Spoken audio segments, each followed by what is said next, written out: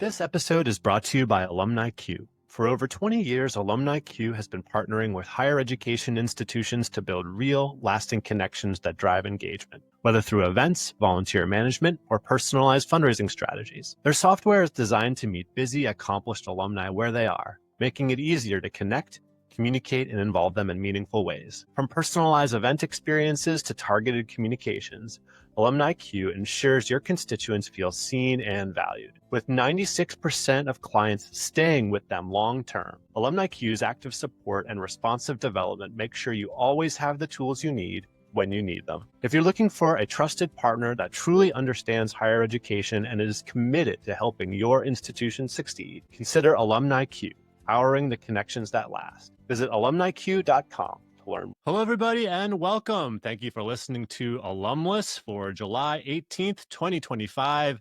This is the Evolving and Advancement Organization edition. I'm Ryan Catherwood, and I am joined by special guest host today, CMAC Vice President, Senior Consultant, and a friend of mine, Patrick Auerbach. How are you doing, sir? Doing very well, Ryan. Thank you for having me on the show today. It's an honor to be with you. I'm so glad that you could be on the show, Patrick. We had you on as a guest, now you're a co-host, a little bit of a full circle today. On the show, we talk about constituent engagement strategies and education advancement. We are recorded today, so please do say hello in the comments section on LinkedIn, and we'll be sure to respond to your comments, and we will engage with those comments along with our special guest today, Scott Biedermann from the University of the Pacific. We are grateful for the team at Alumni Q for being our presenting sponsor for the show. Patrick, how's your summer going, man? It's good to see you. You've been with the team at CMAC now for about a year and a half. What's it all been like for you? Well, first of all, yeah, summer's great. You know, it's I would say these are the dog days of summer, but again, we're very blessed here in LA that we don't have dog days of summer here because that implies hot and sultry. And again, it's just the weather's here is perfect. And obviously, with everything going on in the world right now with Mother Nature, we do not take this for granted. So really, I'm grateful to be in this position here and speaking with you. And a year and a half into my stint at CMAC, and it's been a fantastic journey so far. And if I may, one of the most fascinating learnings that I've had is that I've had a great opportunity to work with a variety of institutions, large tier one research universities, small parochial schools, if you will. And the dynamics are almost exactly the same, regardless of the size of institution. It's been a fascinating discovery. You kind of hear that that's the case, but when you actually experience it, it is something else. But again, it really helps inform the work that we do at all levels and for all of our different clients. So I'd say it's been a very eye-opening and very rewarding 18 months. Yeah, it's interesting. There's a lot of sameness, right, across the institutions. And then Absolutely. at each school, it feels like there's also these incredibly unique dynamics, whether they are about engaged in staff-related unique aspects or traditions, right? Absolutely. Resources. So there's enough sort of differences to make sort of the work we do challenging at each institution. And then also you can bring what we've learned from other schools right back to each partner that we work with. So I think it's awesome. No, agreed, no doubt. And I, really to clarify, while I do say that the dynamics are the same, it's certainly every institution is unique. And I think it's crucial to get to know the place, as they say, to really understand and respect the traditions and the culture and the nuances, because they are extremely different and quite disparate. But at the end of the day, there are still some very common ways in which all these different size organizations tend to operate. So again, you could apply best practices, but also at the same time, make sure that we're applying our very best knowledge and expertise so that it could advance the specific institution and whatever the mission is at hand. Yeah. Patrick, let's kick things off. Tell me a little bit about some of the trends that you're seeing with respect to the evolution of alumni associations. And are these trends that you're seeing positive trends? It's a great question, Ryan, and I don't want to say they're positive or negative. I'm going to say they're necessary. And what I mean by that is Marshall answer, right? You should have just said it depends, right? No, I wasn't going to steal it from our venerated, dude, Chris Marshall, the founder of the firm. I mean, Chris is obviously a legend in the space, but I like to kind of have my own brand. So I would say it's that the changes and the trends going on in alumni relations across higher education are necessary changes. And I would say you could view them as positive or negative, and I'll explain. Alumni associations, whether you're a separate 501c3, part of a separate foundation, or you're an integrated part of the institution, cannot exist in a vacuum because they will not end up serving well the constituents or the organization that they serve. So while these institutions across our country primarily, although we do have international clients, institutions anywhere have to change with what's going on around them. So the alumni associations also have to change. So if you want to view the changes as positive, then it's the fact that alumni relations there's going to be not only continuing, but I would say an elevated need for alumni relations. We saw it during the pandemic. All of a sudden, for those alumni associations, which sometimes feel like they're on the back burner or, oh, we're kind of a little bit down the food chain, all of a sudden, when we were in a situation of a pandemic, we were really thrust to the forefront because that's where the bulk of activity was just happening, was even with the Alumni Association. And now that it's post-pandemic, we are facing, again, grand challenges in higher education. And who are alumni turning to in their times of need with budget cuts and a lot of other threats that are going on against the space? They're turning to their alumni, their largest stakeholder and advocacy group within their institutional communities. So I would say that those are trends where the alumni associations are continued to be needed, but how they're needed is what's changing. And whether we view that as positive or negative is really in the eye of the beholder, but I will lean on it being positive changes because it's only going to make our need to exist even stronger. Yeah, I like it. All right, well, let's bring out our special guest today. We'll keep the conversation going about evolution of our space and talk specifically about the advancement program at the University of the Pacific.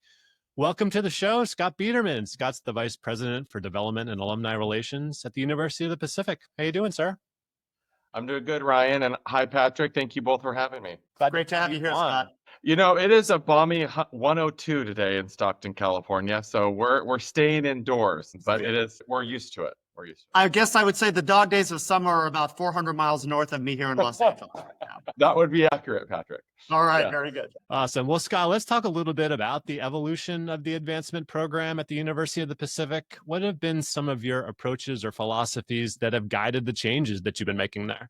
Yeah, right. Great question. You know, I've been at Pacific now 13 years, and I think for me, it's how are we always looking at developing a meaningful relationship with our alumni, staying true to our mission, and also staying true to the needs, as Patrick was saying, when we make these decisions, positive or negative, what are our needs of our alumni in that community? And so I think when I took this role I'm in year 5, is that we needed to change. I noticed we needed to change what we were doing. And I think for us, a lot of our decision making wasn't based on our data, right? And so really looking at my approach is, what is our data and how we're using our data and our analysis of our data for decision making. So that's been kind of key in what's been guiding our evolution here from a programming perspective, not only in alumni engagement, but also in fundraising. And so that has been for us, and Patrick knows this, how we approach what we do. So really looking at our mission, how are we inclusive, and how we're telling our story. I think a lot of times, you know, alums wonder what the value proposition is from their university, and we don't tell it well once they graduate. And so really looking at ways in which we integrate that alumni voice in the university messaging. And I could go over some more examples later, but that's been a key element. So alumni could see the difference they're making at the university. We're celebrating alumni successes. And that is something that hasn't happened at a very high level at the university before. So our alumni voice has become far more prominent. Scott, lots of changes that have been happening. You did a nice job sort of detailing your philosophy and approaches, how you've been leaning on data and metrics and storytelling. What have been some of the most challenging aspects of the evolution? My patience, Ryan. Okay, my patience. I like things to happen rather quickly. And it has been something where when you are trying to change an organization, it takes time. And that is something that as an institution our size, you know, higher education is definitely in a contraction from really watching what's happening at the federal level, impacting higher education, to enrollment cliffs. We're really needing to look at everything that we're doing in a mindful way, knowing that we need to change, but we can't change necessarily as fast as we want to. And so I think for me, it's taking departments and really looking at them on a like a year, we're going to look at changing our back end shop. So we did that here at Pacific. We changed our CRM and we changed all of our processes from a back end perspective. Then one year we did fundraising and changing really the structure and how we work with our undergraduate schools and our professional schools. And now this year, as you both know, we're looking at alumni, which has taken a little longer than we would have liked it to, because we wanted to really do something different at Pacific, which is combine two departments, which was alumni engagement and annual giving, right? And have it be under one assistant vice president. And while that shop, we see that working at other institutions across the country, it just didn't work here. We tried to find the right person for that role, and we were getting one good at one skill set and not the other. And so I think we were like, okay, let's be innovative, let's be different, but also being of the mindset that, okay, maybe that was a great idea, but we need to pivot because we do need to change. And we also need to be aware that sometimes the best intentions and the best ideas need to be adjusted in course. So I would say, you know, you just need to be able to change and pivot at any given time. Is really something we learned as we evolve our programming. So thank you, Scott. I wanna like dig a little deeper now. I talked about these changes that you're making and that you didn't necessarily have the metrics or the data, that, let's say, the quantitative data. But if you can indulge us a bit, whether it's with alumni relations or like the back end function or even the fundraising function, what prompted you? I mean, was it the fact that you were the new SVP? Was it the fact that it was a pandemic? Like, what prompted you to say we need change? Can you talk a little bit more about that? Yeah, I think, at most universities, I think change happens at the highest level. And so we had a new president start here in 2020, and he really was the catalyst for Pacific to really look at what we're doing and how we're doing it and stop relying on what we hear all the time. Well, it's how we've always done it. And so really the challenge was for every division at the university, how are you operating? How could you be more efficient? And what changes need to be made to really bring us up to the 21st century? And so for us, one of the easiest examples is we were using a CRM product that was no longer being updated. And so it was archaic, and that we know we needed to change that. And so we did. So that was a change. I would say, Patrick, from a alumni engagement perspective, we were very focused in on alumni giving because it was part of the US News and World Report ranking, like many schools, right? They were driven, we need to increase that. And that was really what universities looked at as our alumni engaged. And we look at it by our giving percentage, which we know, being alumni engagement professionals, that's not the case, right? And so we've now adopted a dashboard to really look at different levels of engagement. So we have a percentage of alumni engaged beyond philanthropy, which is included in it, but we look at other metrics too to see if they're volunteering, coming to events, very much aligned with the CASE industry standards for alumni engagement. And so that's giving us a better opportunity to say, hey, we may have X percent of our alumni giving, but look how many are engaged with the university, who are mentoring our students, right? So we're telling a better story about how alumni are engaged, not just by a transaction. And so that's been very positive because it reframes the narrative about how alumni have been engaged, traditionally measured in our industry. I could go on, Patrick, because I'm a talker. So I'll just stop there in case you want to ask something else. Thank you, Scott. No, you're right on brand, which is very good to know. We're getting the real and live Scott Biedermann, so that's fantastic. But change is a reality that we all deal with. So let's talk about change. And again, obviously undergoing a lot of change, and I would imagine that Ryan and I would imagine that if this is coming from the top, i.e., the president of the university, it's not just development and alumni relations that are changing at the university. It's student life. It's all the academic and administrative units. How is it with the adoption so far? How are your internal teams embracing the change? Talk about some of the wins there, and talk about maybe some of the dynamics that you feel you still need to work on to get people to embrace and adopt what changes need to be made. Yeah, I would say change is hard for a lot of people, Patrick. We don't like to change necessarily. I think as leaders, what we need to do is definitely when change is happening, really turn on the listening, right? Just listen. And since my background was primarily fundraising, which I consider fundraisers to be alumni relations folks, vice versa, is really just listening to staff about whatever you're changing. So if we're looking at the structure of our alumni relations staff, one of the evolutions of changing that is we had a retirement, semi-retirement of a long-standing leader within that shop, right? So that was an opportunity to have some change within how that's structured. And so I think really listening and including as much as you can, because sometimes you need to move a little faster, including them in the process has been important. And so I think for me, one of the big changes that we've seen just within alumni relations is really how we viewed our homecoming and family weekend as a university. So I'll use that as one example. So prior to the president coming in and me being in this position, it was very much a siloed type of experience. Really, really just alumni focused, which is great. And that's the purpose of a homecoming weekend. But really, how do we make it bigger and inclusive of other departments on campus? And so about 4 years ago, we partnered with enrollment management to have the fall open house simultaneously during our homecoming and family weekend. So we have prospective students, our alumni, really integrating, not all the time, but in spaces on campus. So again, I'm a firm believer that our alumni could help elevate and pitch the experience better than most folks because they've experienced the campus. So we got enrollment into it.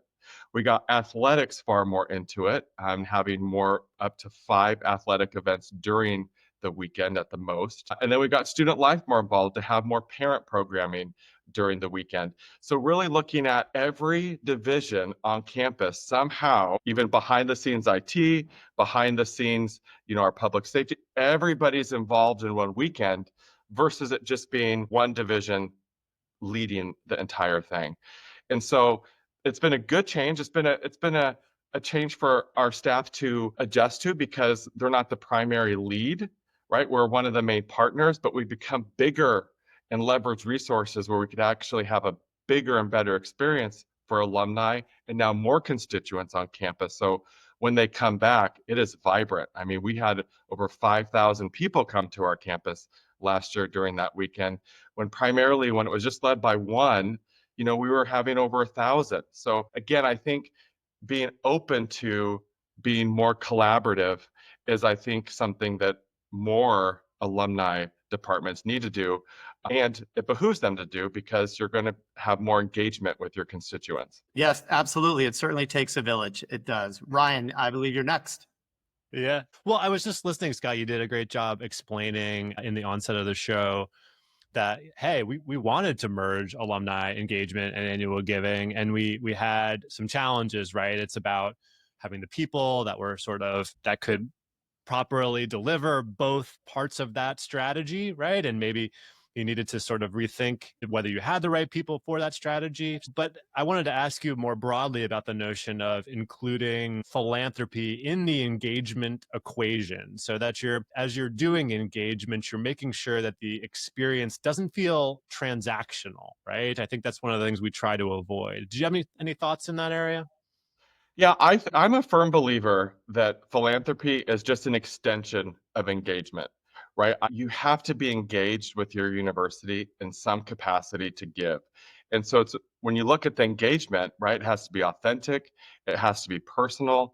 And to me, if it feels like it's a transaction, it's just not going to be long term. And we want to develop a more robust and loyal donor base. And people know my background here is fundraising. It's like, oh, Scott, we get it. You just want us to donate, which of course is a nice thing to happen potentially at the end of engagement. But again, how are we engaging more of our alumni in our career services, which has been very helpful. And I would say, when we look at, and this is going off a little tangent, which Patrick will appreciate, is that when you're looking at evolving programs, I'm a firm believer in getting an external party to come in and look, right? So we've been working with folks like Patrick to say, well, what's working? What's not working within this?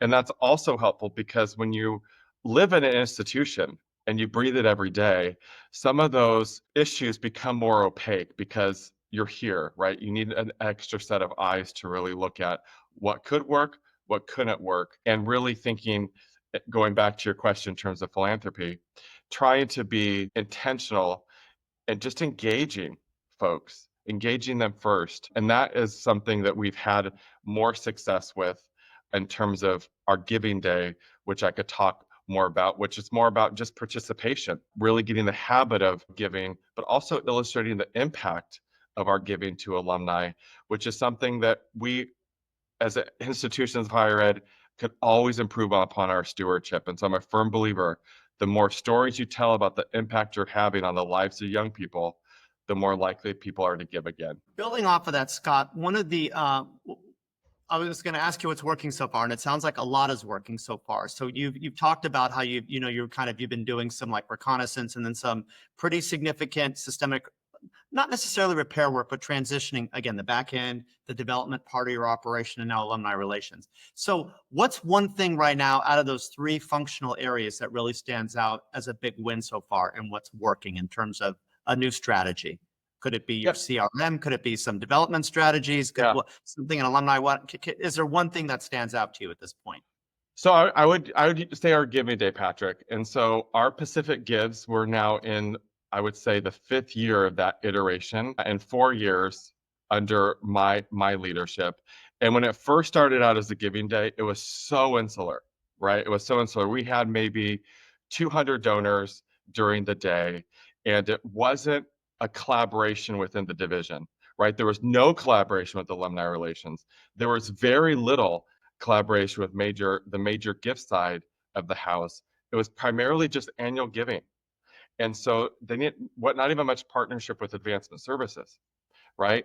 And so you go to where we're at now, and it's a true partnership with major givers, our major gift side from a fundraising perspective, getting the challenge gifts that are needed to make a giving day successful. Our alumni relations folks and our Pacific Alumni Association, all of our alumni association are ambassadors. They give, they 100% giving. They have their networks give. We have fun little, you give, you get 2 other people to give, you get some swag. So the alumni relations staff is activating our volunteers to support the day. And then you have our advancement services that is developing really with data analysis, the best segments to target during the giving day in order to be, the most successful. So we went from about 200 donors to now over 4,500 donors in a 4-year period of time. And that's due to being more collaborative, getting out of I just do alumni relations, I just do annual giving, I just do major giving, to really think about how we could partner together and be stronger and have a day of pride for our alumni. And that only happens when people work together. Scott, a question about donors for you. All right, I'm gonna. Yes, I know donors, Ryan. I know donors. They call me. I know you do. I know. Well, I'm gonna preface this question by saying you're not allowed to say they're both the same, right? All right, here we go. In your view, which is more important? Which is more important, engaging current donors more deeply or engaging and activating new ones, and why so? Okay, well, I'm going to say both. That's why I said it out loud. Okay, well, then this is what I would say then. I think there is, from a cost efficiency perspective, it's easier to deepen a relationship with a donor than to acquire a new one, right? So again, deepening that relationship with somebody who's already given is very important, and taking them along that trajectory, right? From giving the annual gift to the major gift to hopefully a legacy gift. But with that said, I know but it's true, you have to focus also on the duality of, I need the major gift, but I also need to develop a pipeline of donors that are getting in the habit of supporting your university with $5, $10. They are just as important to develop, and it's harder sometimes than those up here. And I think that's why we have the major gift officer and the annual gift officer. Again, equally important. I tend to be more over here just in the job I do. And you do develop those deep relationships with those folks. You do I vacation at times with some of my donors, right? And it becomes really part of your family to a certain extent and really enriches your own personal life. But that's because you're intentional of developing that relationship to have transformational philanthropy at the university. And so which I appreciate as a VP. I like transformational gifts, but that $5 to $10 could down the road be just as transformational for folks that can't give large sums now, but can potentially in a legacy gift. That's a very PC answer, I would like to tell you, Ryan, but it's true. Well done. Well done, sir. We wouldn't expect anything less from you, Scott. So I'm going to ask you the final. I'm going to ask you the final question for this particular segment of our program, and that is, if you could take a step back, because you brought up a really, I think you used a perfect word when you said opaque earlier, when you talked about how sometimes when you're in it so much, you kind of can't really see it as clearly. So if we could kind of back out of the opacity for a bit, what in your view has been like the biggest leadership lesson you've learned as you've been the VP there at Pacific now for 5 years and ushered in so much change? Talk about one key leadership lesson that you've learned. Well, and again, I think for me, again, my background is fundraising, so I talk, as we all know, too much. And I think for me, and again, a powerful tool that I've utilized in fundraising that I utilize more so now when you're implementing any change is just to sit back and listen. And for me, I have to be mindful and say, Scott, just listen right now. And that's all you need to do, and digest, because that also helps versus having a quick reaction. Because sometimes we're all guilty of it. It's all things we could prove upon, that we are quick to react. We say something and it doesn't necessarily help the situation when you're really trying to change in an incremental way and trying to get staff buy-in. So just listen. I think that is probably, as a leader, one of the strongest skill sets that we could work on and improve, especially in a time of change. Excellent. Thank you, Scott. And, in this profession, as in many professions, we're always trying to think a few steps ahead. So, Ryan, thinking a week ahead, talk about who our upcoming guests are going to be on Alumless and Alumless World. Dang, Patrick, that was such a good transition right there. Well done. That was like natural. I'm in Hollywood, so you can't expect nothing less. Makes sense to me. Yeah, so we've got a great episode coming up of Alumless World on July 25th, where myself and Nicole Kempton, we interviewed Nina Grekova. And Nina is the alumni affairs leader at the Hertie School of Government Relations in Berlin. Excellent episode. They do so much in the alumni engagement space, very localized alumni body after they graduate. But then there's, of course, a global alumni population of folks that attend the school and spread out all over the world. And then we are working to confirm our next Alumless guest the following week, who could be a good one. It'll be a good one no matter what, but I can't announce it because it is still in the works. So we are going to go and now record our bonus segment with Scott Biedermann, and I want to thank all of our listeners for tuning in. If you want to hear more from Scott and from the rest of us, be sure to subscribe to the podcast edition of Alumless to hear those 30-minute bonus segments. And thank you so much to Alumni Q for being our presenting sponsor. Thanks for listening. Thanks to our brand new producer, Dustin Ramsdell, for running the cameras behind the scene. Nice work, my friend. And we'll be back in your feed again soon.